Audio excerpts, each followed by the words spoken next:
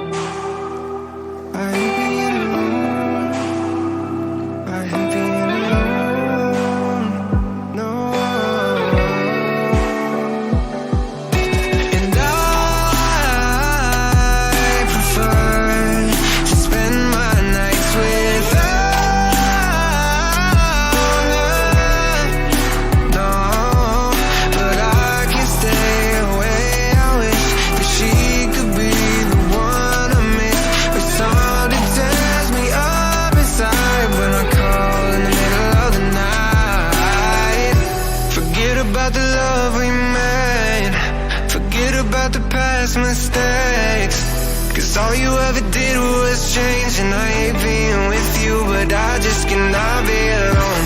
All the promises you break, you get me at a distance, babe. Now I don't wanna see your face, but I hate being alone. Yeah, I hate being alone. But I hate being alone. Yeah, I hate being alone. But I hate being alone. Yeah, I hate being alone.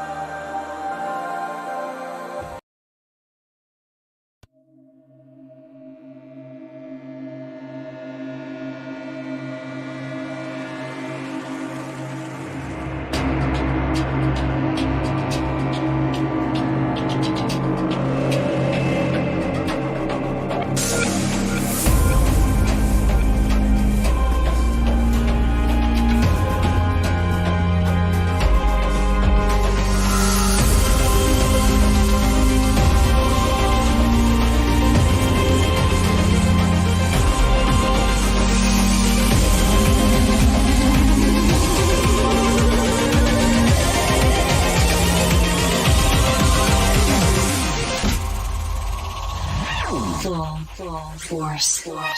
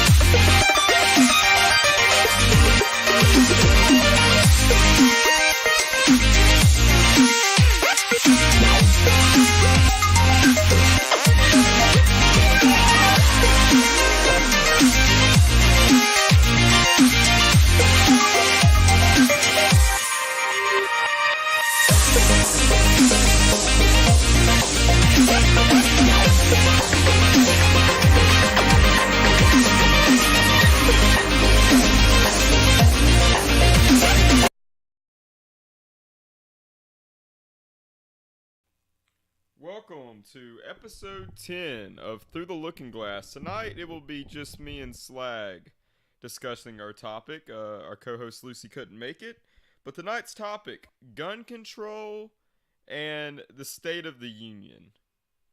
So, Bob is a liar. Oh, Lucy, you made it. He told me Yeah, he did. I slipped in here last second. Okay, nice. Well, you know the topic. We talked about it last night. So, we're doing gun control, the State of the Union, and is liberalism a mental illness? So, well, let's go ahead and address that. Is liberalism a mental illness, Lucy? Well, I'll keep it straight with you, Flav. Most mentally ill people lean more to the left. However, not most people on the left are mentally ill. I mean, you could make an argument for a very slight correlation. Yeah, correlation, but not causation. Is that what you're trying to tell me? Yeah. Okay, so we won't see liberalism and the DSM-5 or 6, as a comorbid condition for depression, anxiety, and being a Looney Tune, right? As much as I love Mark Dice, if you guys haven't checked out his videos, you should. He's a guy who makes videos in his kitchen. Yeah. And he does some pretty funny stuff. Like he'll dress up as Santa for Black Friday and go like shame people hanging around outside like Thursday night, on Thanksgiving Day, looking for deals. But Lucy and we actually talked at length after the last show, and he said something that I agree with, which is that I feel that people are taking the easy way out nowadays. It's like instead of discussing this or discussing other issues, they just kind of put you in a box and they say, okay, well, Flav's some right-wing guy, so I don't need to talk to him or acknowledge it or come up with any sort of argument. And I feel that if you want to say that there's two sides, there's really a lot more than two sides. But I do feel that there's plenty of that going around.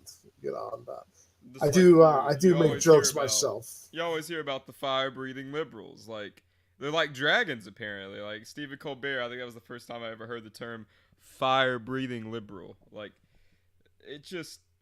What is a liberal? Let's go ahead and say that. What is a liberal? Can we get a definition for a liberal? Well, So go I'll ahead. start out here and slag. Classic liberalism, I believe it originated, mostly in England because they kind of were around before us. But it was all about people's rights, citizens' rights. But it's evolved into something else. So I'll pass it to Slag now. Tell us what liberalism has become, Slag.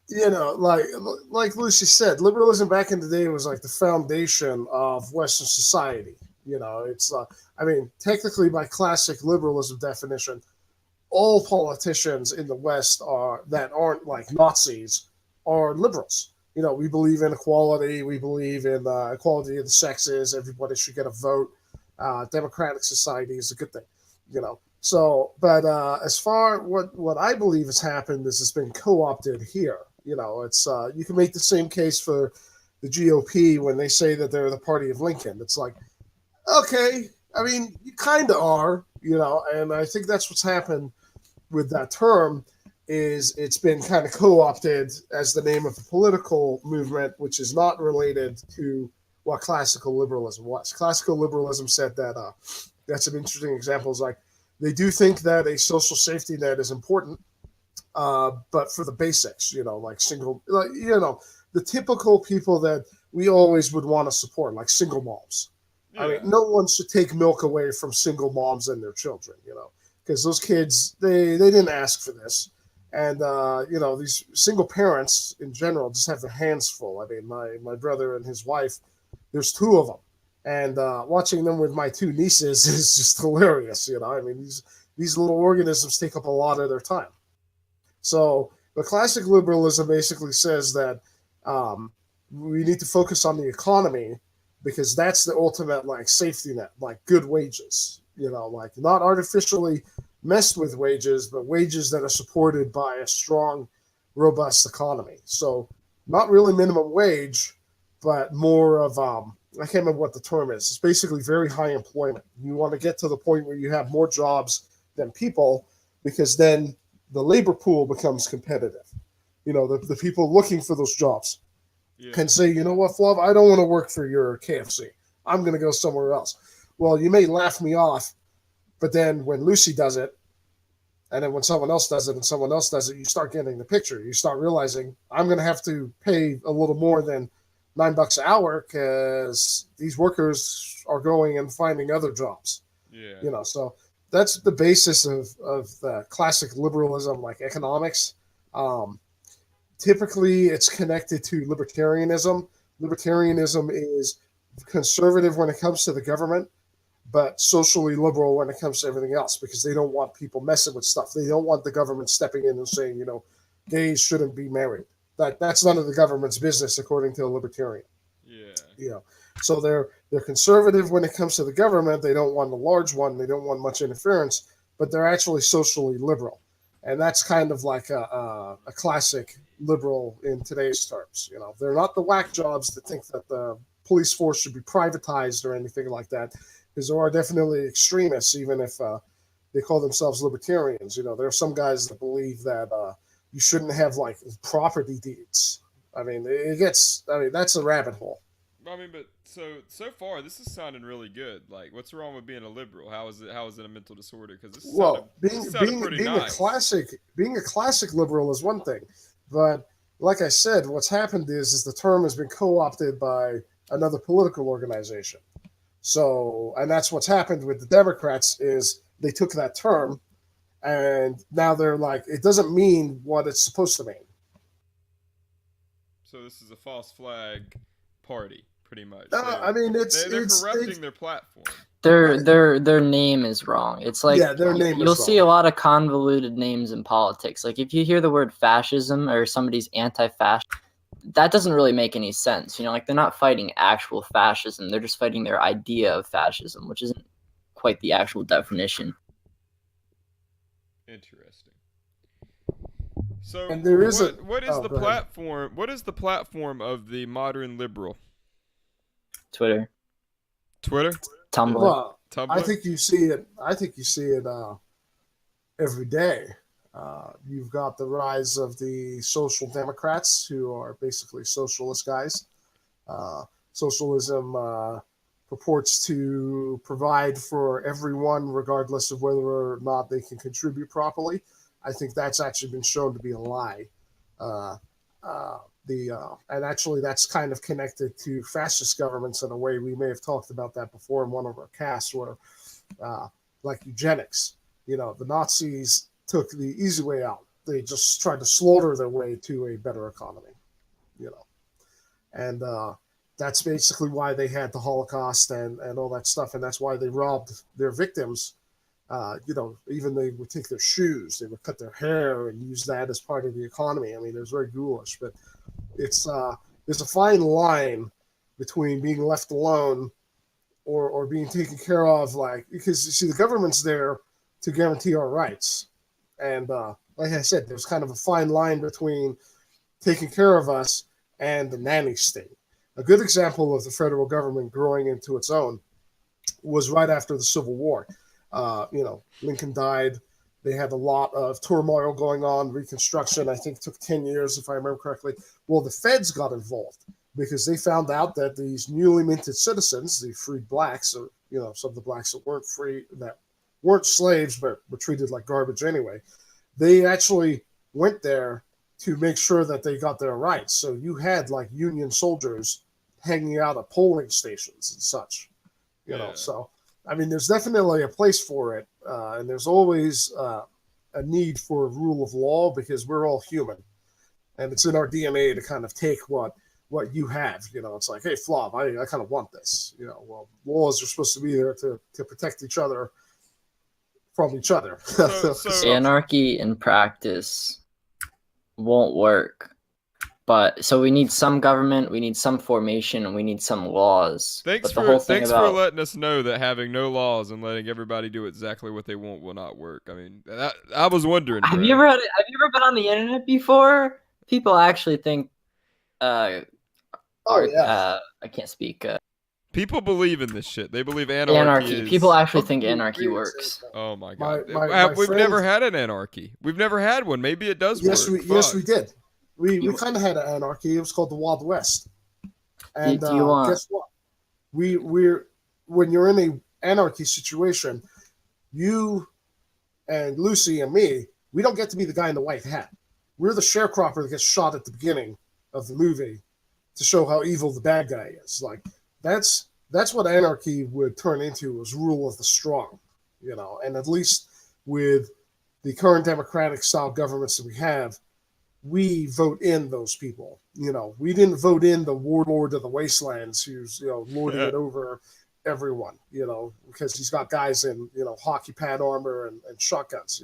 That's the problem with anarchy. It's like you were kind of joking about how, well, I guess you should have just let people do what they want. You really shouldn't.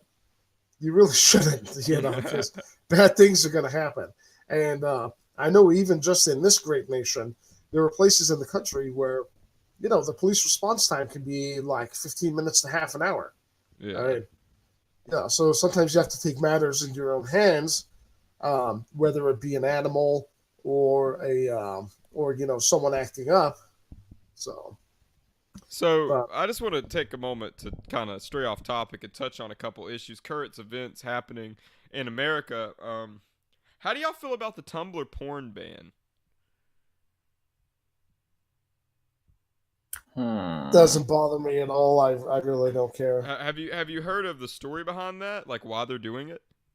I have. It's the CEO's decision, right? There was a page found on Tumblr that had a bunch of child pornography, and so Tumblr just like went crazy and just like decided to nuke all pornography on the site. I think it's a lot of their business. I mean, I don't see how it benefits them. I don't see how it benefits do you think that it's the people hurt who Tumblr? consume it. Yeah, I do. Yeah, I think it's gonna kill Tumblr. I mean, let's be honest. The only reason people went to Tumblr is to find like crudely drawn anime girls. I mean, that's all Tumblr was. Or feminism. I mean, there is some third-rate feminists there. Zoe Quinn, Anita Sarkeesian, those types. But other than that, there ain't much to do. Okay, well, other issue before we get back on topic. How do you feel about Hente Haven servers going down forever? Have you heard about that? I'm sorry, Flav, but I'm unaffected. I'm not one of your kind. I Okay. will not devolve to your degeneracy. I don't care how much you pay me. Yeah, Okay. the Hentai Haven and Tumblr disappearing, those are not even blips on my radar. Bro, those are big blips, man. I think we need to talk Big about blips. that. Those are some big blips. But back to the topic. Okay, so gun control. Gun control. How do we control guns? Because it's not guns killing people; it's people killing people. So do we need gun control or do we need people control? How are we going to deal with those issues? Well, I think that there's a couple things I was looking at. This table's kind of old. Let me put.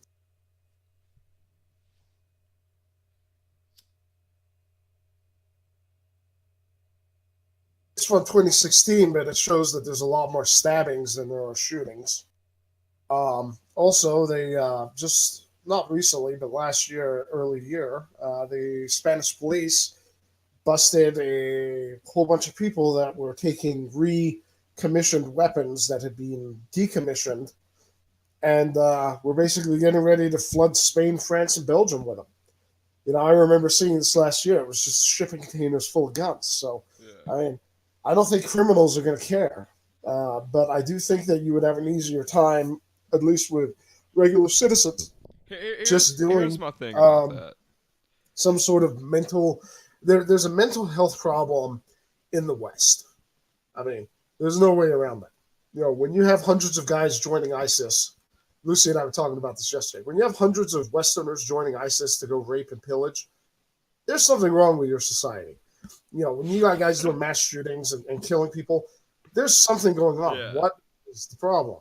And I think that it's a mental health thing. I don't think it's a cop out to say that. And I think that we should be focusing more on trying to provide these services to people and then connecting it to gun sales. I'm not really happy with restricting rights from people.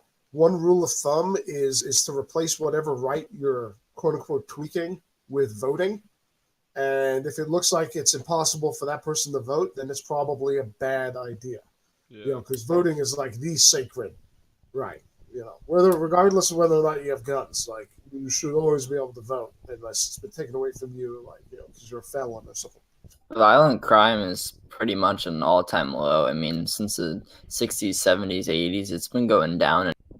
Here's my spill on that is that it's not like these are criminal organizations that we have to worry about getting guns or criminals getting guns. It just seems to me that and nobody there was a lot more stabbings than there are shootings nowadays, but I don't think people are worried about the people getting shot in the hood and things like that, or you get robbed or mugged on the street. America is reeling from mass shootings. Mass shootings are what mainly is hurting us. Well, no, I kind of disagree. I mean, that's mainly what gets all the attention. But if you look at statistics about gun violence and violent crime in general, if you were to look at a map and hotspot every area where all the crimes happen, you'd be astounded because cities like Chicago, I think 800 people got shot there last year in just a small part of the city. But then you look at, rural towns and barely anybody ever gets killed, with guns and things like that. Well, If you look at a place like Alaska, everybody in Alaska's got a gun, but they have one of the lowest, murder rates, gun crime rates of anywhere. But here's the thing about that is but I feel like most of mainstream America has accepted gun violence on a street level. But America has not accepted mass shootings. You hear about somebody getting shot in a bad part of the area or, even shot outside of a store. You're like, criminals. You hear about a school shooting or a mass shooting, it feels different. At least it does to me.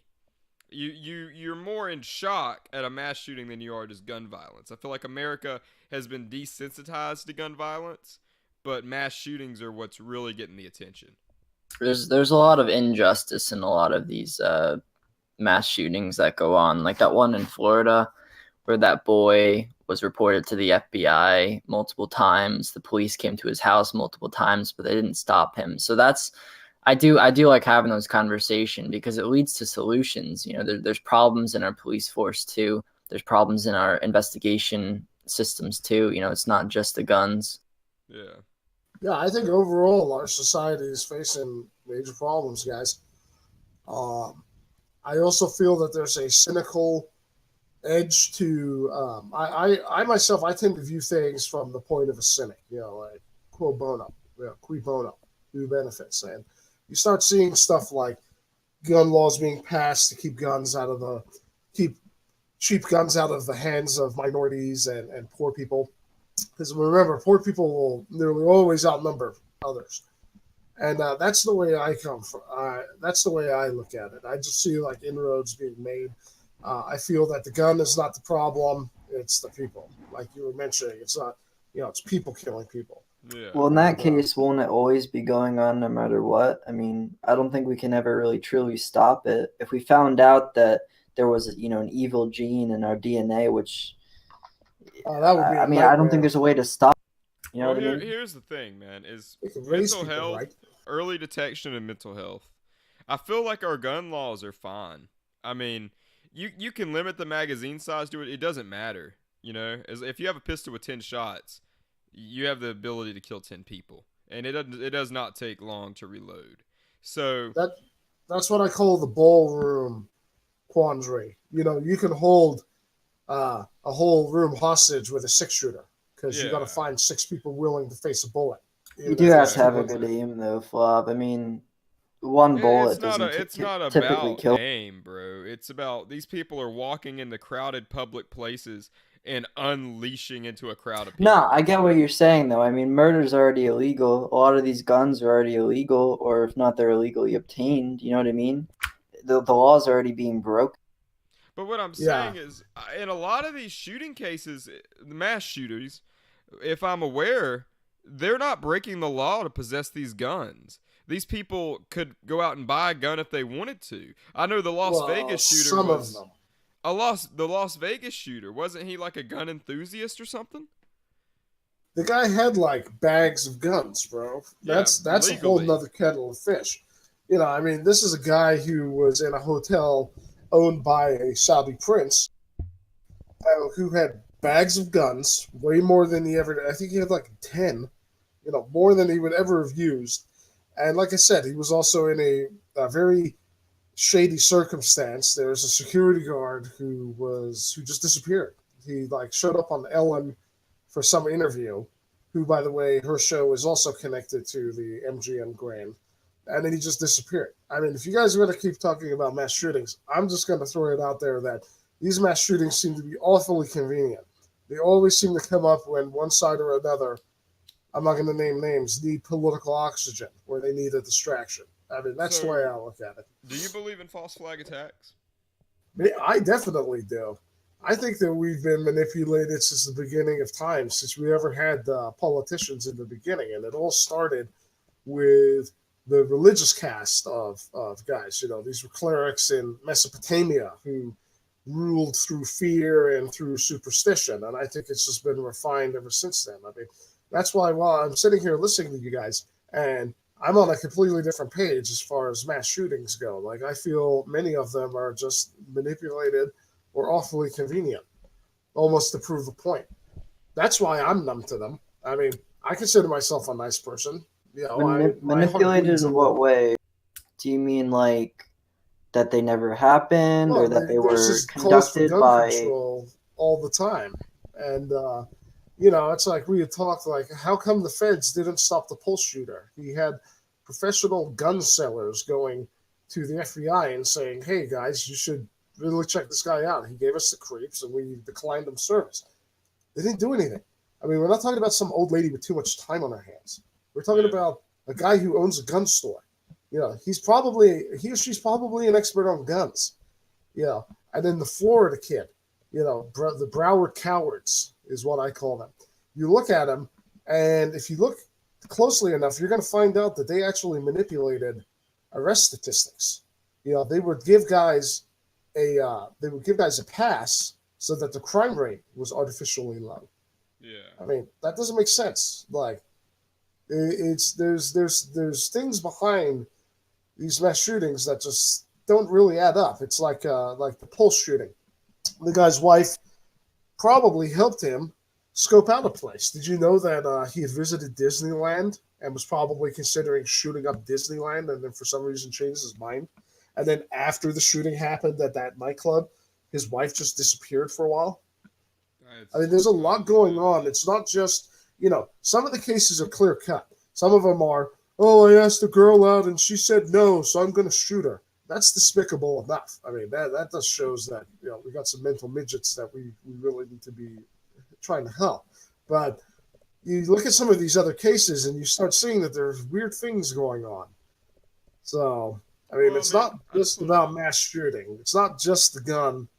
There's definitely a problem with society, but there's sometimes more to these mass shootings. Like the guy that shot up that army base. He probably became radicalized. I have a friend who's Muslim, and he said, yeah, I think his name was Hassan. He said, look, this guy, he's sitting here, he's watching America kill like a lot of his fellow Muslims, and he just had enough. Yeah. Just finally had enough.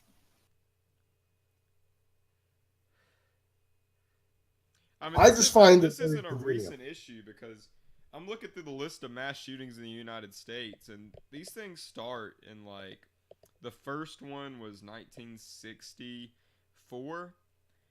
This was Pacific Airlines Flight 773. The crash is believed to be the first instance in the United States of the airliner's pilots being shot by a passenger during a murder-suicide. Then you got 1966, University of Texas Tower shooting. A student and former Marine sharpshooter killed his wife and mother before using the University of Texas clock tower to shoot 17 people and wounded 31. Then the one after that, 1968, South Carolina State University. 3 people were killed, 27 were injured. So these shootings, mass shootings, especially around universities and airlines and things like that, they've been going on since the early 60s. These are not new phenomena. I think you'll find that some of the mass shooters are targeting women for whatever reason. Maladjusted young men who hate their mother or never really stood a chance or were in a loveless marriage or that sort of thing. But you mentioned that Texas clock tower. That was a case where the citizens actually went and got their guns and started engaged in a firefight with the guy. He wasn't just shooting back at police. Eventually, citizens got involved. Really? Yep. That's crazy. And there was a case, I think last year or the year before, I was mentioning this to Lucy, where some neighbors who hated each other, they would take like their dogs to go poop on each other's lawns and stuff.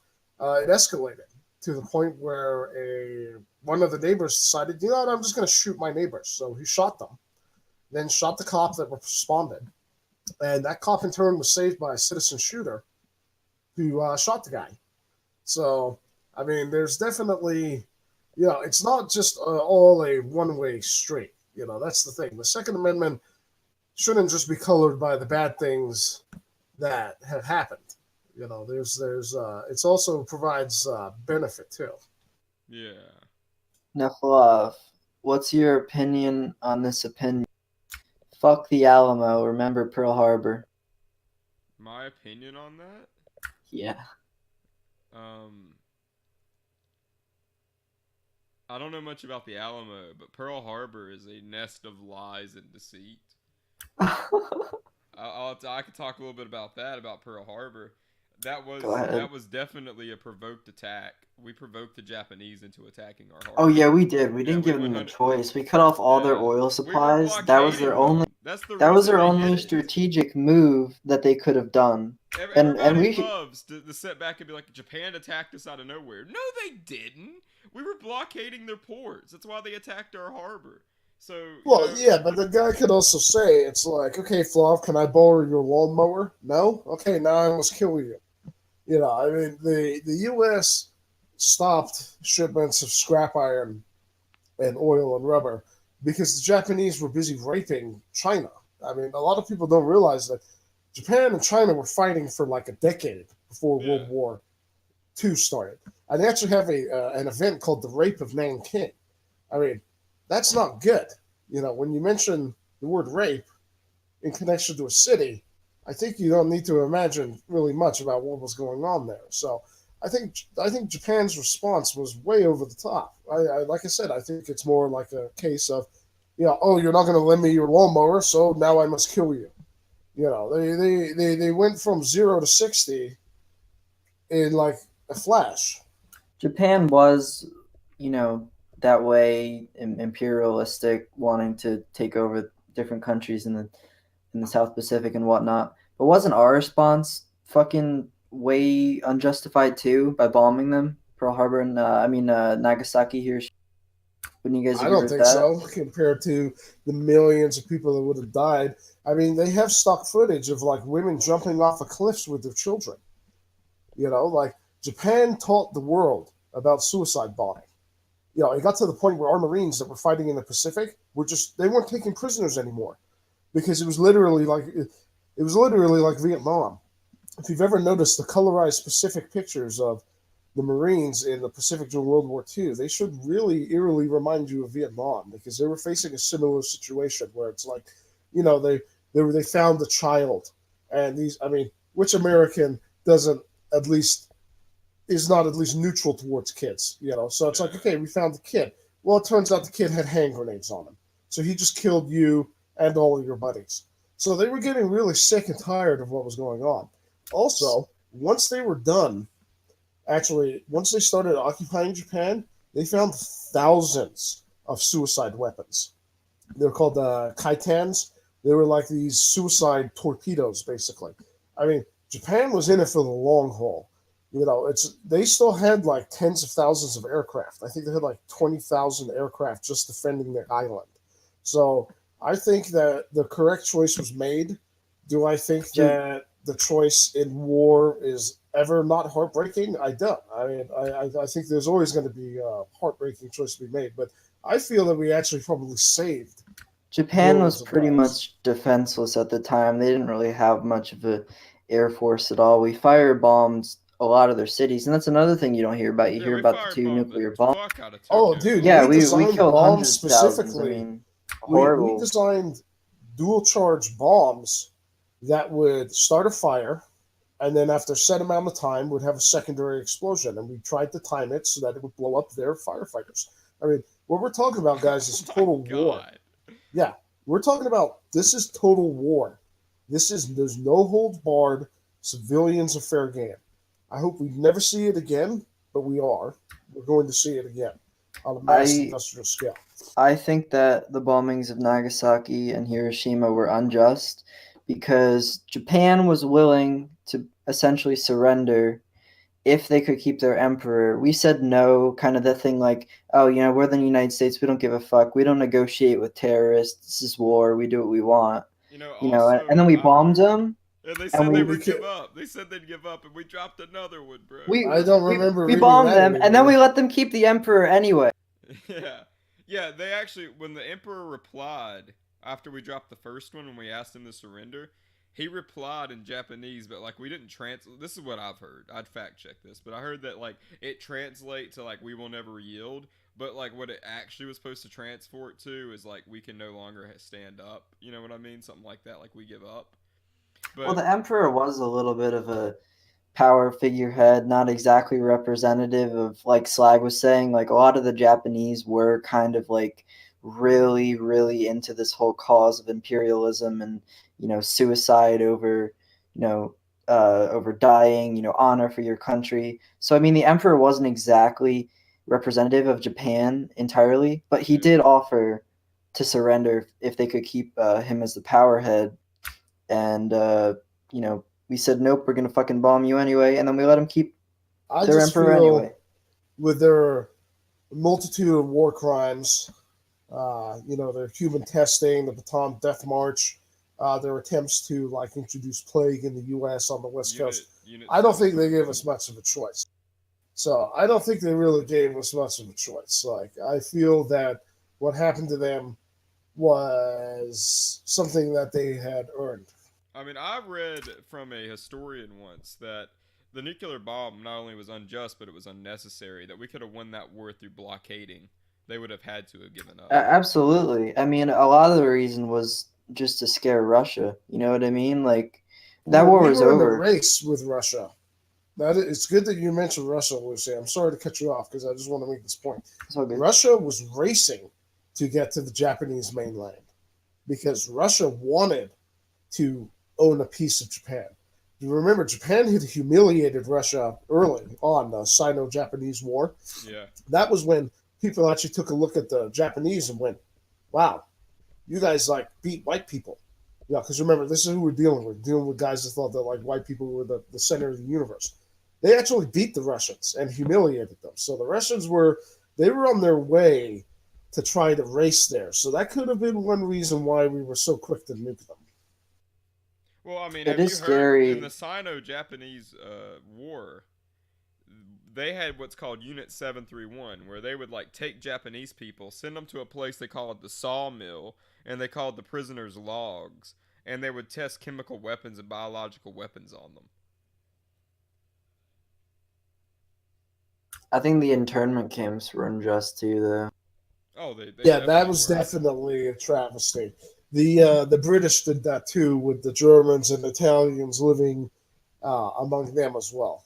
You know, that could have probably been hysteria. But on the other hand, they did have a case where a guy was fleeing the Pearl Harbor. I believe he was fleeing the aftermath of Pearl Harbor, and they actually had Americans of Japanese descent who got caught helping him. They were outed by some native Hawaiians. So I mean, it's a mess, man. It's a real mess. But I mean, that's because it's war, guys. Like it's not going to be about unicorns and pop rocks. It's horrible. I mean, even just one on one. I don't know about you guys, but getting into a fight with someone, I consider myself pretty well adjusted. Like I don't really enjoy a fight. You know, I may be angry or what have you, but I don't really feel good afterwards. You know, so it's like I feel that's the same way on a mass scale. It's just a dirty thing that has to happen or in response to what's going on. You know, and I mean these guys, World War II really was a clear-cut case of good versus evil. I mean, there's no whitewashing what the Japanese did. The Japanese horribly victimized the Chinese for Plus, they least a were decade. teamed up with the Nazis. I mean, they had this whole plan to take over the whole world. You know? So I agree with Yeah. you there. I mean, based on a ideology that said that whoever we conquered was essentially inferior to us. Yeah, I mean, Hitler would wax on about how he considered like the British to be like Nordic people, but remember the Nazis were full of crap in the first place, so their ideology was not very consistent, you know. But I mean, these were bad people. The England may have contributed to the start of World War II. There's a lot of pre-World War II stuff that the French and the British were doing. You know, they were like screwing with each other's banks, and like England was encouraging Germany not to like pay off their debt to France because it would screw over France. But I mean, people were not asking for Hitler or Japan. They weren't asking for Tojo. You know, like these we thought that we had just finished fighting a war that was going to end all wars. Yeah. The guys that saw the writing on the wall were the Russians. There was a group called the League of Nations, which was like the UN today, but it wasn't as powerful because the US was not part of it. And the Russians did their damnedest to like try to shore it up because they could see that the Germans were coming back. And there's a concept, it's called cultural enemies. It's like, you know, it's like kind of how English people and French people like to rag on each other. It's just because of history, you know, but the Russians realized that there's something bad coming, you know, and they were right. That's why they were fighting. They had a proxy war in Spain, the Spanish Civil War. That was straight up a proxy war between Russia and Germany. You know, and the Russians were not as advanced as the Germans. And the Germans contributed a lot of material, high-tech material, planes, bombers, and stuff to Franco. That's the name of the guy. And he won. The fascists won. Yeah. So we're entering into a time in history where it feels like we're in that time of space between World War One and World War Two, and it feels like World War Three is right around the corner. How close do you think the next big full-on war is gonna take? How long? There will never be another full-on war. It'll be more cyber warfare, infrastructure. I mean, an EMP sort of situation could go on where they shut down our country, but it'll never be the same again where there's invasions. I mean, we'll bomb the shit out of people in the Middle East and Asia and stuff. That'll keep going on because that brings in money, but I don't think Yeah, there'll 'cause ever that's be okay, a right? big world war. Well, Yeah, I I mean, mean, it's there fine. was a quote. There was a quote from a guy. He said, "I don't know what weapons World War III will be fought with, but I know that World War IV will be fought with sticks and stones." It's a pretty powerful quote. Yeah, that's a interesting quote.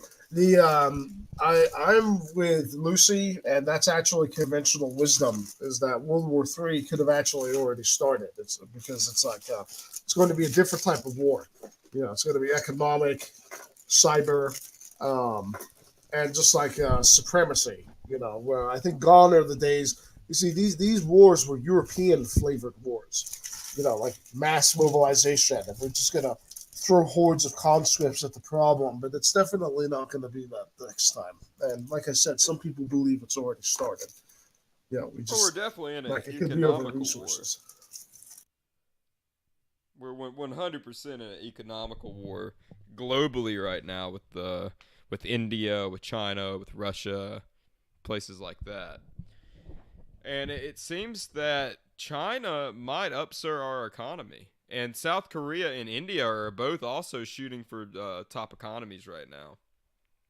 I don't know the I think state they've of the already- U.S. economy too well because there's a lot. It all depends who you listen to when it comes to the U.S.'s economy. You know what I mean? If you It's listen, I believe it's cooking along. I feel like I feel like it's chugging coal. I think it's doing better than it was. It's still got a lot of issues though. But when we talk about, and I just want to go ahead and put this out here, because we talk about these issues, but they're so abstract. Like, how is the U.S. economy doing? I mean, like, as a regular citizen, we don't know how the fucking economy's doing. We could tell you when it's really good, and we could tell you when it's really bad. But anywhere in between, as a normal consumer, you don't know. You know, you don't know what the economy's up to. I mean, Now, we have some basic benchmarks that we can follow, like cost of milk, cost of staples, cost of the gas. employment rate. I mean, the employment rate is at Employment an rate. all-time. The unemployment rate is at an all-time low, pretty much. I mean, I know when people were first starting to become optimistic again, there were claims that there's actually, it was like 1.1 or 1.2 jobs for every person in the country. So, I mean, that's what you want. You want more jobs than there are people. I mean, well, I feel like you want in it's our always about society balance. at this moment, there are more jobs than there are people. I believe that.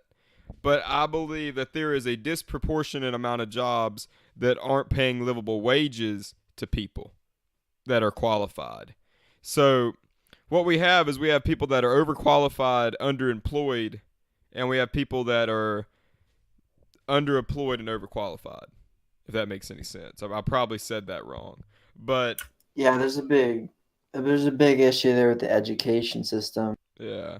You know, because people who have that potential but don't go to college, you know, don't always get those jobs. Then you get I'm idiots with that go Kathy. to college. We should go to the moon again. What is that going You to know, solve? our well, I mean, technological might. It's always good to retain those skills. Like, we're our guys, we have to reinvent our rockets, like because we've forgotten how to make like the Saturn rockets, like giant ones. We don't really know how to make those anymore. What people don't understand is that we probably could have been on Mars by like the 90s or, you know, the early current generation, you know, but we're not there. We're just not invested in that. I mean, we have the technology. It's been there. Let's think about this. Hypothetically, all the world puts their struggles aside. We all help each other out. Everything's honky fucking dory. And the world just works towards better healthcare and fucking space travel. What kind? Do you think that's a future that we could see? You know, if we're busy teaching war to aliens, yeah, that's the only way I can really see it.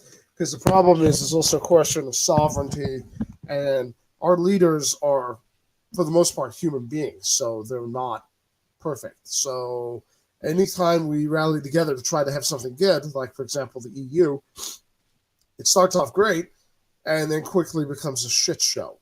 You know, they start exerting their own power or throwing in their own their own grand visions for it. I mean, I myself, I would love to see us unified. You know, and that's one thing that I see in history or in sci-fi novels that I like is that Terra, you know, our planet, has become like a celebration of humanity's past. You know, but I just can't see that happening. I just feel naturally we're going to subsume other cultures and kind of lose something. Yeah, I could definitely see that we wouldn't have a good future. I mean, like that happening, everybody coming together and working towards like. But we gotta think about it like this: if we don't get off of this planet, the human race is numbered. You know what I mean? If we don't get off this planet, then there's just no way to continue here. Sooner or later, the sun's gonna engulf it. Something will probably destroy the Earth before that, because that's like 4 or 5 billion years, 10 billion years. But we're going to have to get off of Earth if we want the human species to survive indefinitely, or at least until the universe ends. If we're talking that big of a time scale, I mean, if we're around for that long, I think we'll have the technology easily to move on to other places and stuff. I mean, that is if we don't kill each other. I'm talking about, like, this shit could be happening quicker than we think. Like, at any moment. Oh, yeah. At any moment. And they would probably keep it classified. But let's say tomorrow a astronomer wakes up and he sees an asteroid way out in the galaxy. But he does his, Newtonian physics on it and finds that this bitch is going to crash into Earth in 150 years, right? 100% going to fuck the Earth in 150 years. Do you think that we would get together? Like, if all the world governments are going to figure this shit out, they're not going to tell us. But do you think that they would get together and be like, hey, in 150 years, we're all fucked. Let's find out a way to get the fuck off this planet or destroy the asteroid. What do you think would happen in that situation? Maybe it's already happening. Who knows? Thoughts, guys? I mean, considering how society is today, mine's going to be real quick, Lucy. Considering how society is today and the way we treat each other, we need an external threat. Because right now we're turning on each other in the stupidest ways. That's all I'm going to say about it. I wouldn't be worried too much about meteoroid, asteroid impacts, on any time frame, like 100 years from now, because things like that, all we have to do is send something into space to poke it, and that trajectory change of 0.0001% will send it far enough from the Earth that it won't be a threat. But there are other things like, solar flares, supernovas, exploding stars, stuff like that, which definitely could go on. Don't forget about nihilistic terrorists, too. I mean, like, for example, didn't the Russians just say that they found some holes? Was it the crew members of the International Space Station or some Russian guys? They were saying that somebody had drilled holes in their spacecraft. Yeah, I heard about that. It was recent. It's like, what are you doing, And it's the same thing, like, I don't know if you guys have ever seen Lost in Space. The plot for the movie is, which was a terrible movie, but the plot for the movie was that mankind needs to leave. We've raped the Earth, so this is our, like, scout mission to go find the habitable planet. There's a terrorist organization dedicated to stopping that mission.